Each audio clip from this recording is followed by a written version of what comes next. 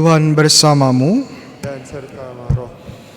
Inilah Injil Yesus Kristus menurut Santo Matius. Dimuliakanlah Tuhan.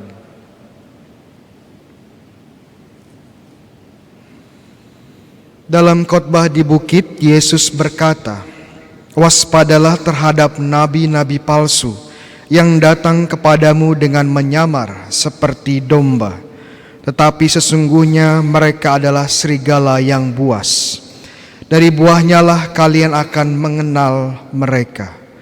Dapatkah orang memetik buah anggur dari semak duri, atau buah ara dari rumput duri?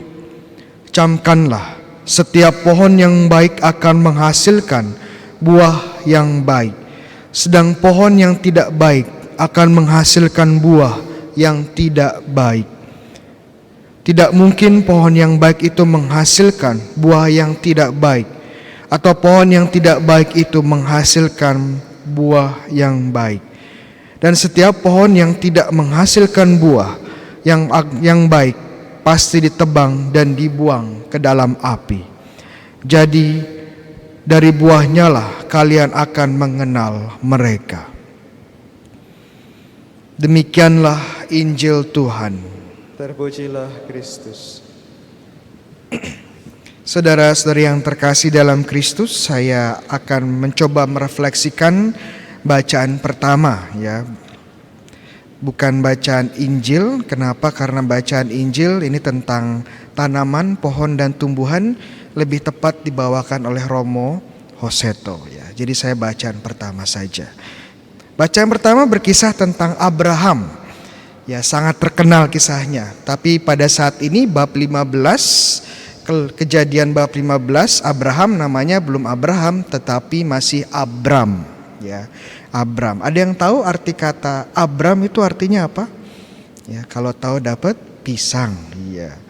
Abram itu kurang lebih artinya exalted father, ya, atau dalam bahasa Indonesia bapak yang ditinggikan, ya, bapak yang ditinggikan. Kalau Abraham artinya apa? Ya, Abraham kurang lebih artinya father of multitude, ya, atau bapak dari banyak orang, ya, bapak dari banyak orang. Abram, ya, dari namanya seorang bapak yang ditinggikan. Tetapi kita tahu bahwa Abram atau Abraham ini tidak punya anak. Jadi namanya ini sebuah ironi, ya, sebuah ironi. Bahkan sebuah ejekan. Namanya bapak tapi dia gak punya anak, ya. Namanya bapak tapi dia gak punya anak. Kemudian nanti akan dirubah oleh Tuhan menjadi Abraham, bapak dari banyak orang, padahal anak aja gak punya, ya. Dan pada bab 15 ini kita mendengar kisah yang sangat menarik, ya. Teman-teman familiar dengan kisah ini. Abraham ini lagi galau, ya. Galau tingkat dewa. Kenapa? Karena dia dipanggil Tuhan pada usia berapa? Ada yang tahu? Usia 75. Dan Tuhan bilang kamu akan menjadi bapa banyak bangsa. Dan waktu dia pindah ke tanah Kanaan, sudah bertahun-tahun di situ, kok belum ada, ya, anaknya kok belum ada, ya. Makanya dia galau, ya, super galau.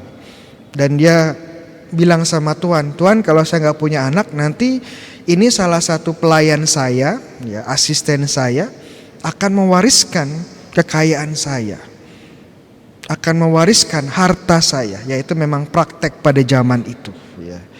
Tapi Tuhan bilang, "Tidak, anakmu sendiri, ya, anakmu dengan Sarah yang akan menjadi ahli warismu." Dan dia bilang sama Abraham, "Coba kamu lihat keluar, ya. Lihat di langit. Kamu lihat bintang-bintang di langit, ya. Seperti itu pula lah keturunanmu." Dan Abraham percaya. Kalau kita lihat kisahnya, ya, menarik. Dan kita mengandaikan memang kalau malam hari memang banyak bintang. Memang kalau di kota-kota besar sekarang agak susah melihat bintang malam-malam. Mungkin karena polusi, tapi kalau ke daerah-daerah yang masih bersih udaranya, ya, sangat mudah melihat bintang pada malam hari. Biasa. Dan memang luar biasa banyak bintang di angkasa. Tapi sebenarnya kalau kita perhatikan, dengan jeli isi dari kitab suci atau teks pada hari ini. Siapa bilang bahwa Abraham ini melihat bintang-bintang pada malam hari? Kadang-kadang asumsinya kita melihat bahwa Abraham ini melihat bintang pada malam hari. Terlihat jelas banyak sekali bintang. Tapi kalau kita baca teksnya, sebenarnya Abraham itu melihat ke langit bukan pas malam hari, tetapi siang hari. Loh, yang bener Romo? Baru tahu ya. Ya kalau kita baca dengan teliti tadi. Jadi Abraham setelah melihat ke langit, dia disuruh untuk memberikan kurban, ya, memotong apa ini, bukan ayam, motong lembu segala macam, ya. Kemudian setelah itu dikatakan bahwa datanglah petang dan Abraham tertidur. Menunjukkan bahwa Abraham melihat langit dan bintang-bintang pada siang hari. Pertanyaannya teman-teman, kalau teman-teman sekarang keluar dan lihat ke angkasa siang-siang gini, apa teman-teman melihat bintang-bintang di langit? Jawabannya enggak. Ya, bintang-bintang memang ada di sana tapi tidak terlihat. Tapi kita lihat di sini. Inilah luar biasanya iman dari Abraham. Walaupun dia tidak bisa melihat dengan mata fisiknya bintang-bintang di langit karena siang hari, tapi dia percaya bahwa bintang-bintang itu ada. Dia percaya bahwa Tuhan akan memenuhi janjinya. Dia percaya bahwa Tuhan bekerja walaupun mata fisiknya tidak melihat itu. Dan oleh karena itu, karena iman Abraham ini, dia dibenarkan. Jadi pelajaran yang sangat berharga buat kita, mengerti dan melihat dengan mata iman seperti Abraham. Makanya Bapak Abraham itu tidak hanya dikenal sebagai bapak banyak bangsa, tapi juga disebut sebagai bapak iman. Karena dia percaya pada janji Allah. Dan ini tantangan buat kita semua pada masa ini, apalagi dengan era digital dan juga semua serba instan, ya. Kopi instan, ya, mie instan, ya. Makanan instan tinggal dipesan online. Dan era digital semuanya ada di depan mata. Bahkan virtual reality juga ada di depan mata fisik kita.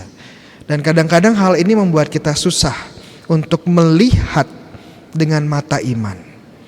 Karena kita maunya sekarang. Kalau kita lapar ya harus kenyang sekarang. Kita haus, kita mau milk tea harus sekarang. Gak bisa menunggu.